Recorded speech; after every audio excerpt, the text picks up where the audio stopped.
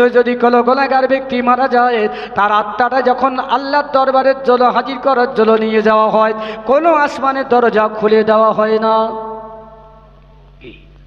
কোনো গুনাহগার ব্যক্তি যদি মারা যায়, কারোর জন্য দরজা খোলা হয় না। আকাশের নিচে জমিনে আত্মাটা ফেরেশতা নিয়ে ঘোরাঘুরি করতে থাকে। ওই মুমিনের আত্মা আল্লাহ পাকের আরশের নিচে গিয়ে যখন হাজির করা হয়, আল্লাহ পাক রহমতের দৃষ্টিতে দেখবেন। দেখার পরে আত্মার উপরে খুশি হয়ে যাবেন আর ফেরেশতাদের বলবেন, একে নিয়ে যাও, নিয়ে যাও। এই মুহূর্তে জানাজা হবে, লাশের ভিতরে একে প্রবেশ করো, একে কবরে সওয়াল জবাব করা হবে। আর এ পরীক্ষায় পাশ করে যাবে, কিয়ামত পর্যন্তের কবরটাকে জান্নাতের টুকরা বানিয়ে দেওয়া হবে। আল্লাহ নবী বলেন, আল্লাহর কবর রায়হান মিন রায়হানিল্লাহ। কোন কোন ব্যক্তির জন্য কবর হলো জান্নাতের টুকরার মধ্যে টুকরা। বলুন সুবহানাল্লাহ। তাহলে কিছু হিন্দু ভাই আছে, ওদের বৈষ্ণব বলে, ভালো করে কাঁথা দড়ি দিয়ে কষে বাঁধে, পায়ে বাঁধে, হাঁটু বাঁধে, গাড্ডা খুলে আর বসিয়ে দেয়। ওটা কি কবর বলবেন?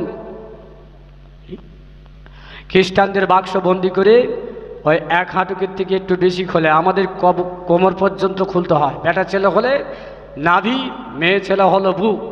লম্বায় 3.5 হাত, চওড়ায় হলো 1.5 হাত। এটা হচ্ছে কবরের পরিমাণ।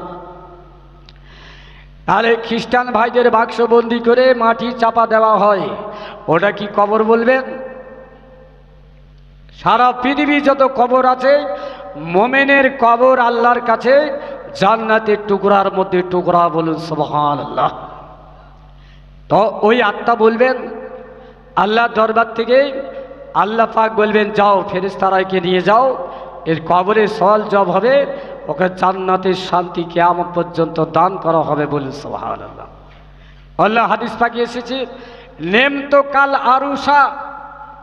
ওই মুমিন ব্যক্তিকে বলা হবে, কবরে তুমি শুয়ে যাও, কবরে তুমি ঘুমিয়ে যাও। এখানে দেখা যায় না যে তুমি নব দুলহানের মতো কিয়ামত পর্যন্ত কবরে শান্তির সঙ্গে ঘুমিয়ে যাও। বলুন সুবহানাল্লাহ।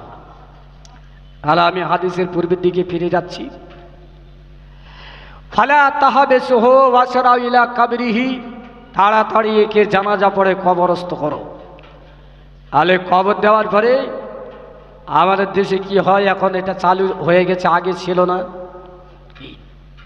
জানাজা পড়ার পরে দাফন হয়, দাফনের পরে লোক থাকে। কিন্তু আকসার জায়গায় মশলার বিকৃতি, আকসার জায়গা বন্ধ হয়ে গেছে জি। জানাজা মানে মাটি দেওয়া, আবার এখানে দাঁড়িয়ে থাকবে কেন, আবার দোয়া করবে কেন? আকসার জায়গা চালু হয়ে গেছে জি, আর দোয়ার গুরুত্ব নেই, চলছে। আমরাও দেখছি, আমারও বেরিয়ে এসেছে, তারও ফিরে যাওয়ার সময় এসেছে, সুতরাং আমি কেন দেরি করব? ও ইমাম সাহেব, ওই জানাজার পরে তাড়াতাড়ি সেরে দাও, মাটি দেওয়া পর্যন্ত অপেক্ষা করা যাবে না। আবু দাউদ শরীফে একটা হাদিস আছে, হযরত ওসমান রাদিয়াল্লাহু তাআলা থেকে বর্ণিত, ফাইজা ফারাগা মিন দাফনিল মাইয়িতে। আল্লাহ নবী যখন কোনো মাইয়িতকে দাফন করে ফিরে আসতেন, বলতেন, আকাবু, দাঁড়িয়ে যাও, তোমার এই ভাইয়ের জন্য এখানে দোয়া করা হবে। যে ভাইকে কবরে সওয়াল জবাব হবে, আমাদের দোয়ার বিনিময়ে তার সওয়াল জবাবটা আল্লাহ পাক সহজ করে দেবেন। বলি সুবহানাল্লাহ। হযরতে বশিরাত আল্লামা হুজুর কিতাব লিখেছেন জানাজা তত্ত্ব। তাতে লিখছেন, হযরতে মুআজ বিন জাবাল তার লাশ জানাজার পরে নবীজি কবরে নামিয়ে দিয়ে সাব্বাহা তাবিলা কাব্বারা তাবিলা, সাব্বারানা তাবিলা ওয়া কাব্বারনা তাবিলা। রাসূল দীর্ঘ সময় তাসবিহ পড়েছিলেন, রাসূল দীর্ঘ সময় তাসবিহ পড়েছিলেন। আমরাও নবীর সঙ্গে তাসবিহ তাকবীর পড়লাম। যখন নবীজি ফিরে আসলেন, বললাম, লিমাজা সাব্বাতা কাব্বারতা তাবিলা ইয়া রাসূলুল্লাহ, কত দীর্ঘ সময় তাসবিহ পড়লেন, তাকবীর পড়লেন? আল্লাহ নবী বললেন, লাকাত তাদায়াকাত আলা হাজি সাহিবিল কবরে সুম্মা ফাররাজাল্লাহু। এই ব্যক্তির কবর সংকীর্ণ হয়ে গিয়েছিল, আমি রাসূলুল্লাহ আমার তাসবিহ, আমার দোয়ার বিনিময়ে আল্লাহ পাক প্রশস্ত করে দিয়েছে। বলে সুবহানাল্লাহ। তাহলে কবরের লাশ রাখার পরে, জানাজার পরে নবীজি দোয়া করেছিলেন, আর আমি আপনি চলে আসছি কোন লজ্জায়? হুজুর কেবলা এসেছেন, তাকবীর দেন, নারায়ে তাকবীর, নারায়ে তাকবীর, নারায়ে তাকবীর। আওলাদে মুজাদ্দিদে জামান, আওলাদে মুজাদ্দিদে জামান জলা ভাই সাহেব হুজুর কেবলা সিলসিলায়ে পুরপাড়া শরীফ, মহান ইসালে সওয়াব আমন্ত্রিত ওলামা হযরতগণ, আজকে জলসার কমিটি সাহেবাল বৃন্দগণ, সমাবেত শ্রোতা মণ্ডলীগণ, নারায়ে তাকবীর, দরুদ শরীফ, আল্লাহুম্মা।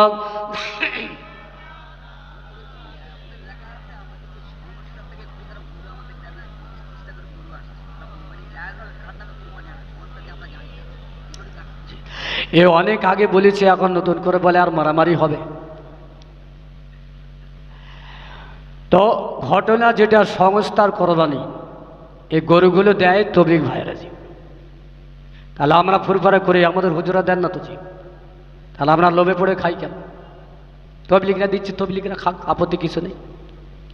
তো আমাদের ভিতরে দু একজন লোক আছে গোস্ত বেশি হবে, হ্যাঁ, বাপ দাদা কবরে চলে গেল এক টুকরো খেয়ে, আর এখন আমরা মালসা মালসা খাচ্ছি তবু লোক কমে না জি।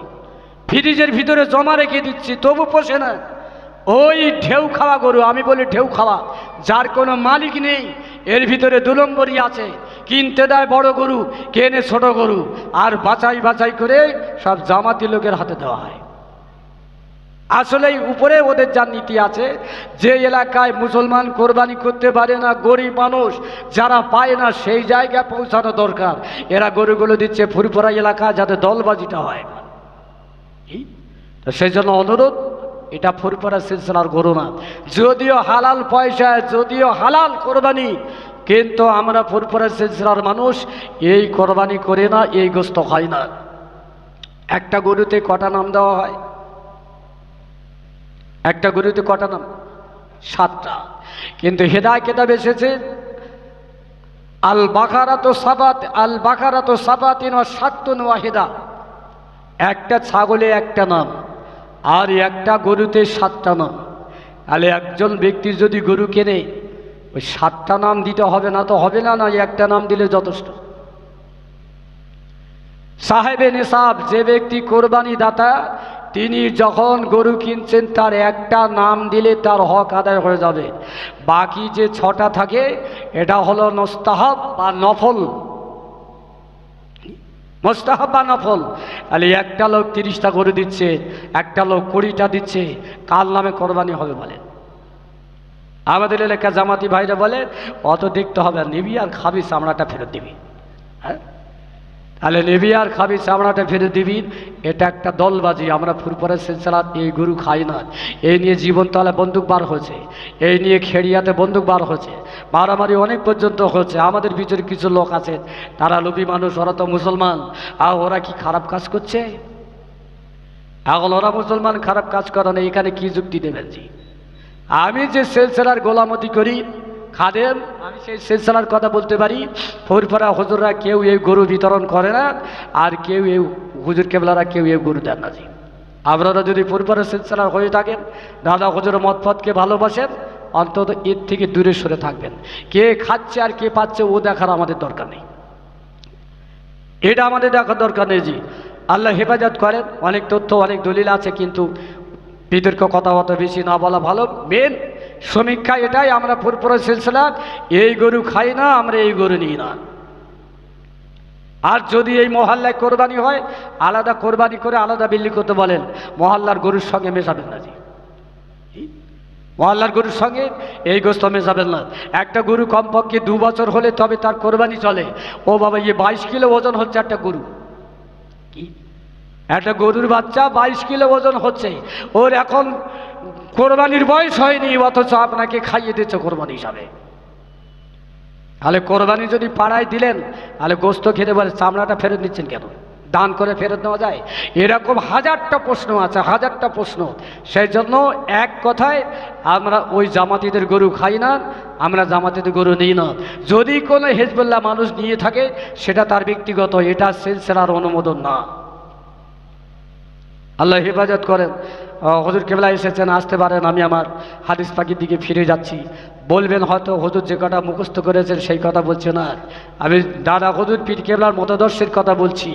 কেন আজকে ইসালি সব দেবেন, আকসার জায়গায় ইসালি সব বন্ধ হয়ে যাচ্ছে জি?